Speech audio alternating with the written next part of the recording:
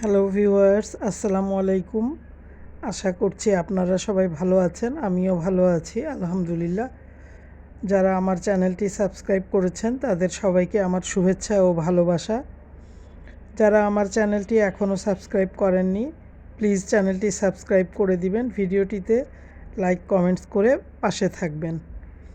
ঠিক আছে ভিউয়ার্স, চলুন লেটস গো, ভিডিওর মূল পর্বে চলে যাই। কথা বলবো যে শব্দটি প্রথমে উচ্চারণ করতে হচ্ছে সেটি হচ্ছে ডিভোর্স। ঠিক আছে, শব্দটি নিয়ে, এই ডিভোর্স শব্দটি নিয়ে কি পরিমাণ যে একটা চালু হয়েছে কয়েকদিন যাবৎ ইউটিউবে, সেটা না না বলা বলা যাবে না আপনাদের কাছে, বা বলার মতো নয় বিষয়টা। তো শব্দটা আমারও বলতে খারাপ লাগছে, কিন্তু আজকে বাধ্য হয়ে আমি কিছু কথা অবশ্যই বলবো এবং আপনারা সেটি মনোযোগ দিয়ে শুনবেন এবং আপনাদের মূল্যবান কমেন্টস আমাকে অবশ্যই জানাবেন। তো টাইটেল ও থাম্বনেলে এটা লিখলে আপনি হিট, আপনি যেই ইউটিউবে যে ভিডিওগুলো দিচ্ছেন বর্তমানে, সেগুলোতে যদি ডিভোর্স শব্দটা লিখে থাকেন তাহলে আপনার চ্যানেলের ওই ভিডিওটাতে ভিউজ বেশি আসবে এবং আপনি ভাইরালও হয়ে যেতে পারেন। ব্যাপারটা এখন এমন একটা পর্যায়ে চলে এসছে, যেমন দাঁতের বাগান থাম্বনেলে লিখলো কি আর ঘটনার বর্ণনা দিল কি। যাই হোক, সেই পারপাসে আজকে আর তার বিষয়ে কথা বলবো না। দাঁতের বাগানকে আজকে আমি আর টেনে আনতে চাই না আমার এই ভিডিওটাতে, কারণ আমার আজকের এই ভিডিওটি খুব অল্প সময়ের, দরকার পড়লে আমি কালকের জন্য যেটা করব সেটা হবে সেকেন্ড পার্ট। কারণ এখানে যে কথাগুলো বলা দরকার সেগুলো হয়তো আমার এই চ্যানেলের আজকের এই ভিডিওটিতে হয়তো পুরোটাই নাও বলা হতে পারে। আপনাদের তো বিষয়টা বুঝিয়ে বলতে হবে, তাই না? তারপর তানু মণ্ডল ও চোট্টা সাকিব, ঠিক আছে, এর মধ্যে তো আপনারা সবাই তাদের তো চিনেছেন এবং জেনেছেন। আজকে তারা যে ভিডিওটি শেয়ার করেছে সেটা দেখে অন্যরকম একটা ধারণা জন্ম দিল। ধারণাটা কি? প্রথমে তানু মণ্ডল, আমি কিন্তু ভিউয়ার্স আপনাদেরকে আগেই বলছি, আমি কিন্তু ডিটেলসে আজকে কিছুই বলছি না, জাস্ট হালকা হালকা করে বলবো। কালকে আরেকটা পার্ট করব, সেটাতে আমি আবার ডিটেলসে আপনাদের সাথে আবারও কিছু কথা রয়ে যাবে, আমার যেটা ধারণা রয়ে যাওয়ার কারণটা আমি সবার শেষে বলছি। তো যাই হোক, তানু মণ্ডলের নাটক তো ছিল, 2 দিন তো ভিডিও অফ ছিল। এর মধ্যে মেকআপ ভুতুড়ি এবং হাগু খাইসো ঢাকা থেকে গিয়েছে, তার মধ্যে তার হাজব্যান্ড এসেছে, তার মধ্যে তার মাও 2 দিন ভিডিও দেয়নি। বিষয়গুলো এরকম একটা পর্যায় থেকে আজকে তানু মণ্ডলের যে ভিডিওটি এসেছে সেটা হচ্ছে ডিভোর্সের বিষয়ে তারা লিখেছে। টাইটেলটা আমি এই মুহূর্তে মনে করতে পারছি না, বাট ডিভোর্স কি, এরকমই একটা কোশ্চেন মার্ক দিয়ে আর কি। তো ঘটনার যেটা বুঝলাম সেটা আমি আপনাদের সাথে শেয়ার করছি, ঠিক আছে? যেমন আমি যেটা বুঝলাম সেটা হলো, ফার্স্ট অফ অল তানু মণ্ডলের একটা ক্রাইসিস চলছিল, বা কোনো একটা বিষয়ে তারা ডিসিশন নিতে পারছিল না কোন জায়গায় ওই টাকাটা, বেশিরভাগ টাকাটা ইনভেস্ট যে করবে সেটা কোথা থেকে আসবে বা কে দিবে, বিষয়টা এরকম ছিল। আর বাপ যেহেতু সৎ বাপ, তাই না, মা কতই বা দিবে, সম্ভব না, এটা বিগ অ্যামাউন্টের একটা ব্যাপার স্যাপার। তো সে প্রথমে একটা গুলি ছুঁড়ে মারছে, ঢিল ছুঁড়ে মারছে কার উপরে? মৌমাছির চাকের উপরে। সেই চাকটা হচ্ছে কি ওই যে ডাইনি মাগিনুর তিশা, ভাঙ্গারির ওই ব্যাপারীর বড় মেয়ে ডাইনি তিশা, ঠিক আছে? তো সেখানে মারার পর সে আবার ভিডিও দিয়েছে, তার পাল্টাপাল্টি ভিডিও বেশ কয়েকটা এরকম চলে আসছে। এবং আপনারা খেয়াল করেছেন কি না জানি না, হয়তো বিভিন্ন ভিডিওতে দেখেছেন বা শুনেছেন, তানু মণ্ডল অনবরত তার শ্বশুর শাশুড়ি ইঙ্গিত শ্বশুরকে কম শাশুড়িকে বেশি, ইঙ্গিতে আকার ইঙ্গিতে কথাবার্তা। আচ্ছা, সেই সব ভিডিও তো ভিউজ হয়ে গেছে, অনেক অনেক কথা বলা হয়ে গেছে অলরেডি।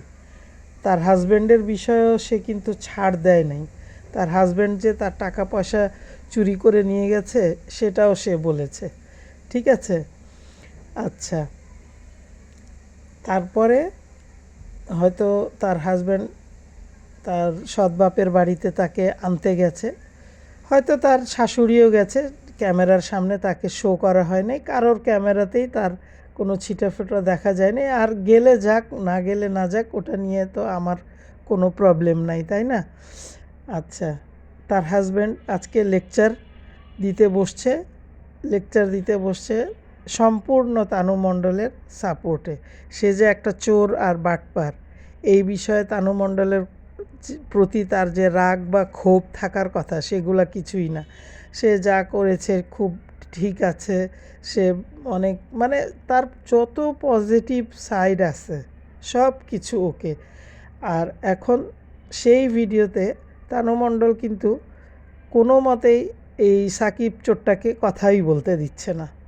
মানে একটা আছে না যে সে একটা সেন্টেন্স বলার পর নেক্সট একটা সেন্টেন্স পুরা করবে, সেই সুযোগ সে দিচ্ছিলই না। আচ্ছা, যাই হোক, শাশুড়ির আজকে আবার শাশুড়ির বিষয়ে তার খুব সফট কর্নার।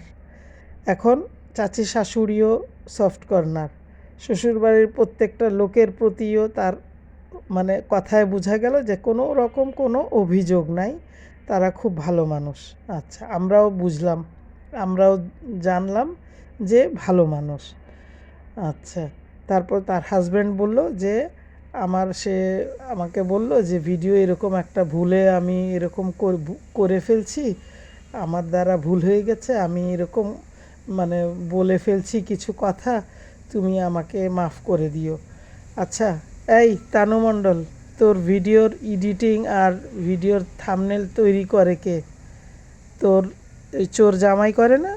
তুই মিথ্যা কথা বলিস কেন? তোর জামাই বলল তুই বলে পা ধরে মাপ চাচ্ছিলি, আমি এরকম ভুল করে ফেলছি। আচ্ছা, প্রথম ভিডিওতে ভুল করেছিস, দ্বিতীয়, তারপরে থেকে ভুল তো এই পর্যন্ত অনবরত যে কয়টা ভিডিও দিয়েছিস প্রত্যেকটা ভিডিওতে শাশুড়িকে ইঙ্গিত করে কথাবার্তা, শাশুড়িকে ইঙ্গিত করে বিভিন্ন রকম কমেন্টস, আমরা তো সবই ভিডিওর মাধ্যমেই জানতে পেরেছি, তাই না। আচ্ছা, তো তোর জামাই তোর সাফাই গেছে, ও তো ওই বেটা তো পুরা বাতিল। মানে ওর মা যে ওকে কষ্ট করে পালছে লালছে মানুষ করছে, একটা সন্তান হিসেবে যতটুকু আদর যত্ন করার কথা ছিল তার চেয়ে বেশিটাই দিয়েছে তার মা। তো তার মা তো সেই জায়গা থেকে তার বউ দ্বারায় অপমানিত এবং কষ্ট পেয়েছে, ঠিক না। উনি তো নিজের দুই একটা ভিডিওতে যদিও ডিটেলসে কথা বলে নেই, বাট টাইটেলে কিছু দিয়ে বুঝিয়েছে যে তার লাইফে আসলে সব কিছুই জিরো, সংসার জীবনে তার শুধু কষ্ট ছাড়া আর কিছুই নেই। তারপর দেখা গেল তানু মণ্ডলের শ্বশুরবাড়ির পক্ষে এখন মানে মোটামুটি সবাই তার কাছে এখন ভালো, কেউ খারাপ না, মানে খারাপ কাউকে বলতে চাচ্ছে না। তার ছেলেকে সবাই মোটা বলে, তার ছেলেকে সবাই বাজে কমেন্টস করে, এটা সে নিতে পারে না। আচ্ছা, তার ছেলেকে তো কেউ বকা দেয় নাই, গালিও দেয় নাই, হয়তো মোটা বলছে, এটা খারাপভাবে নেয়ার কি আছে? জাম্বু টাইপের লাগে দেখতে, একটু মানে বাচ্চা মানুষ এখন একটা রোস্টিং ভিডিওতে বা একটা কমেন্টসে অনেকে অনেক টাইপের কথাই লিখে ফেলে, কিন্তু কোনো মাকে বা বাচ্চাকে এরকম করে তো আসলে কেউ বলতে চায় না। তো বাচ্চাকে বলছে, ওইটাই একটা বড় অভিযোগ। আজকের ভিডিওতে তার কথা শুনে মনে হলো ওটাই তার কাছে অনেক বড় অভিযোগ। আর আরেকটি অভিযোগ, সেটা কি জানেন? সেটা হচ্ছে তার আশেপাশের লোকজন, মানে তার আশেপাশের লোকজনকে আর রোস্টারদের ভিডিও দেখে তার শাশুড়ি অনেক সময় অনেক কথা বলে, আর সেটা উনি শুনেও, সে নাকি মানা করে অনেক, এগুলা শুনবেন না, আশেপাশের লোকদের সাথে মিশবেন না, ওদের কথা শুনবেন না। এই তানু মণ্ডল, তোর শাশুড়ির তো বিয়ে হয়ে আসছে, ওখানে তোর চোরা জামাই তো বলল যে 30 বছর হলো সংসার করতেছে, তা তোর শাশুড়ি তো ওই বাসাতেই সংসারটা করে আসছে, তাই না। ওখানেই তো করে আসছে উনি, নাকি অন্য জায়গায় গিয়ে সংসার করেছে? ওখানে সংসার করেছে, ওখানকার লোকদের সাথে তার চলাফেরা, উঠা বসা, তাদের সাথে মেলামেশা। তো এখন কেউ যদি কিছু ওনাকে বলে তো উনি একটু মন খারাপ করবে, এটা যেমন স্বাভাবিক। বাসায় এসে তোকে বলবে বা তোর স্বামীকে বলবে, এটাও স্বাভাবিক। তোরা বলবি যে না মা, ওগুলা বিশ্বাস করবেন না, ওগুলা এমনি বলছে রোস্টারদের, এটা হচ্ছে গিয়ে রোস্টিং ভিডিও, এইরকম কথা হবেই। তো তুই এগুলা নিয়ে শাশুড়ির উপরে তুই এটার জন্য খ্যাপা, আশেপাশের লোকজন, তোর শাশুড়ি কি অসামাজিক হয়ে যাবে? এটাই বলতে চাচ্ছিস যে সব বাদ দিয়ে শুধু তোর ছেলেকে নিয়ে আর তোকে নিয়ে পড়ে থাকবে? তোর শাশুড়ির কাজ নাই নাকি? তো শেষমেশ কী হলো, মানে জামাই বউ দুইজন, জামাই তো অনেক অনেক গুণগান গাইলো। এর পিছনের রহস্যটা আমি আপনাদের শেষে একটু টাচ দিব, এর উপরে কালকে ভিডিও দিব। তো জামাইকে নিয়ে অনেক কিছু বলল, আল্লাদি একটা ভাবভঙ্গিমা। তারপরে ভিডিওতে আমি একটা থাম্বনেলে দিব, তার মুখ বাঁকা করে জামাইয়ের দিকে তাকায় আছে, মানে অনেক রঙ্গিলা মানে তার আচরণ। তুই হইলি গিয়া বাপ নাই, পরিচয় নাই, বংশ নাই, কিচ্ছু নাই, তুই কথা বলবি এগুলার উপরে? যে সবাই আমাকে বাপের পরিচয় দিতে বলে, সবাই আমাকে দাদার পরিচয় দিতে বলে, সবাই আমাকে বলে আমার এটা সৎ বাপ, আমি নিতে পারতেছি না, তারপরে আমার ফুপু আপন না, আমার বাপের ঠিকানা কি সবাই জানতে চায়, এগুলার উপরে না ভিডিও দিবি? এগুলো এড়ায় যাইস কেন? এগুলো এড়ায় যাবি না, হ্যাঁ? এটার উপরে ভিডিও দিবি, মিথ্যা নাটকবাজি করবি না। তোদের নাটকবাজি দেখতে দেখতে জনগণ কিন্তু অতিষ্ঠ হয়ে তোদেরকে আজে বাজে কথা বলে। মিথ্যা টাইটেল, মিথ্যা ওই অভিনয়ের মাধ্যমে, মানে 9কে 6, 6কে 9 বিষয়টা এরকম করে তোরা ভিডিও প্রেজেন্ট করে মানুষকে দিনের পর দিন ঠকাস। তোরা বলে আবার তুই বলে নামাজ পড়িস, হ্যান ত্যান। তো এত মিথ্যা কথা বলিস কেন? তোদের মূল টার্গেট থাকবে, তোদের তো বেশিরভাগ ভিডিওই হচ্ছে সেই 5 বছর আগে থেকে, যে তোর বাপের পরিচয় জানার জন্য সবাই ব্যাকুল। ইভেন সেই দাঁতের বাগান মালয়েশিয়া থেকেও মানুষকে ফোন করে, ওই কিবরিয়াকে ফোন করে জানতে চাইছে আচ্ছা তানজিলার বিষয়টা কি। তোরা এটার উপরে কথা বলবি? সংসারে এটা ওটা, এটা হয়েছে ওটা তো সব সংসারেই হয় রে ভাই। ওর সাথে একটু কথা মুখ কালাকালি হয়, তার সাথে হয়, আবার সে অ্যাডজাস্ট হয়ে সবাই চলে, একভাবেই চলে। তো তুই যে বর্তমানে এই দেশি কুত্তা যে তোর বাবা না, তুই যে দেশি কুত্তা দ্বারা পালিত কন্যা, এই বিষয়টার উপরে তুই ক্লিয়ার কর। এই বিষয়টার উপর ক্লিয়ার করলেই তো তোর উপরে কোনো ধরনের ব্লেম আসে না, মানুষ তোকে খারাপ কথা বলবে না।